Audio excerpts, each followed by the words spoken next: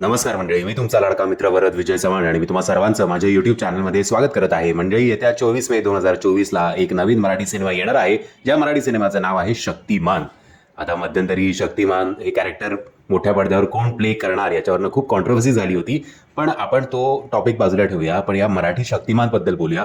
गोष्ट आहे एका अशा मुलाची ज्याला स्वतःची फॅमिली आहेच, पण स्वतःची फॅमिली असून सुद्धा तो इतर पोरांना त्यांना त्रास झालेला तो बघू शकत नाही आणि त्याच्यासाठी वाटेल ती मदत करायला हा युवक जो आहे तो तयार असतो.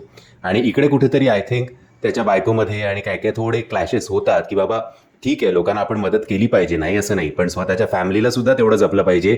स्वतःची फॅमिली सुद्धा फायनान्शियली सेक्युअर्ड करायला हवी, रादर दॅन जे काही पैसे आपल्या पाकिटात असतील ते लोकांना वाटत सुटणे त्यांची मदत करण्यासाठी.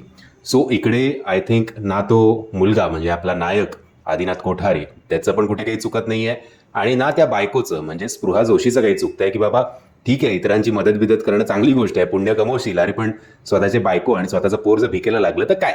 एनिवेज, हा जो काही ट्रेलर आपल्या भेटीला आलेला आहे तो थोडा उशिरा आलाय हे खरं आहे बाबा, की 24 तारखेला तुम्ही रिलीज करणार आणि ट्रेलर बघून असा विचार नक्कीच येतो की हा सिनेमा बघायला काही हरकत नाही, तर थोडं आधी याचं प्रमोशन करायला हवं होतं. ही खंत मात्र हा ट्रेलर बघितल्यानंतर नक्कीच वाटते. आणि हे सुद्धा वाटतं की हाच सिनेमा समजा मल्याळम इंडस्ट्रीमधनं आला असता किंवा तमिळ इंडस्ट्रीमधनं आला असता तर जे काही युट्यूबर्स आहेत प्रत्येकाने याचा उदो केला असता की ही इंडस्ट्री किती महान आहे बघा. पण अनफॉर्च्युनेटली जेव्हा असे टॉपिक मराठी इंडस्ट्रीमधनं येतात तेव्हा त्यांना काही फारसं सपोर्ट मिळत नाही. आता नो डाऊट सगळं ट्रेलर इम्प्रेसिव्ह वाटतोय. कदाचित आदिनाथ कोठारे पुन्हा एकदा एक अवॉर्ड सुद्धा घेऊन जाईल, नॅशनल अवॉर्ड असेल किंवा आपल्या ज्या मराठी इंडस्ट्रीमधले अवॉर्ड्स असतात ते सुद्धा सगळं घेऊन जाईल आणि स्पृहा जोशी किंवा या कथेचं सुद्धा भरभरून कौतुक होईल. प्रियदर्शन यांच्यासारखे कलाकार सुद्धा या सिनेमाच्या माध्यमातून खूप गॅप नंतर आपल्याला मिळणार आहेत.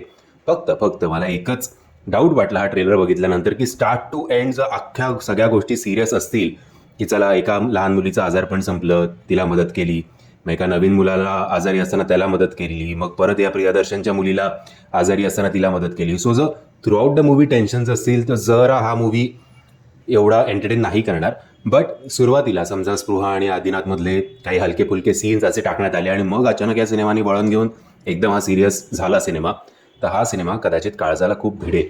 एनिवेज, झी टॉकीज सारखं एक मोठं प्रोडक्शन हाऊस याच्या पाठीशी आहे आणि सध्या कुठला मोठा हिंदी किंवा साऊथ सिनेमा येणार नाही आहे IPLमुळे आणि त्याच्यानंतर वर्ल्ड कपमुळे.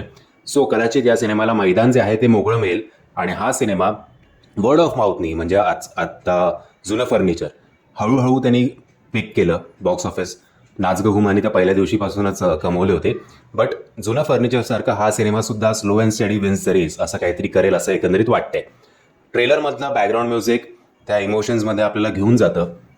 आदिनाथच्या कॅरेक्टरशी किंवा त्या लहान मुलीच्या कॅरेक्टरशी आपल्याला ते कनेक्ट करायला मदत करतं. सो बॅकग्राऊंड चांगलं आहे. सिनेमॅटोग्राफीसुद्धा या सिनेमाला जशी हवी तशी आहे आणि आदिनाथ आणि स्पृहाची केमिस्ट्री सुद्धा चांगली रंगते असं एकंदरीत वाटतंय. सो मंडळी, हा मस्ट वॉच आहे असं आत्ता तरी हा ट्रेलर बघून मला वाटतंय. तुम्हाला रेकमेंड करेन की हा ट्रेलर नक्की बघा. याची लिंक तुम्हाला खाली डिस्क्रिप्शन बॉक्समध्ये देतोय. ट्रेलर बघून तुमचं काय मत आहे कमेंटच्या माध्यमातून कळवा आणि जर तुम्हाला हा व्हिडिओ आवडला असेल तर प्लीज या व्हिडिओला लाईक, शेअर आणि चॅनलला सबस्क्राईब करायला विसरू नका. जय हिंद, जय महाराष्ट्र.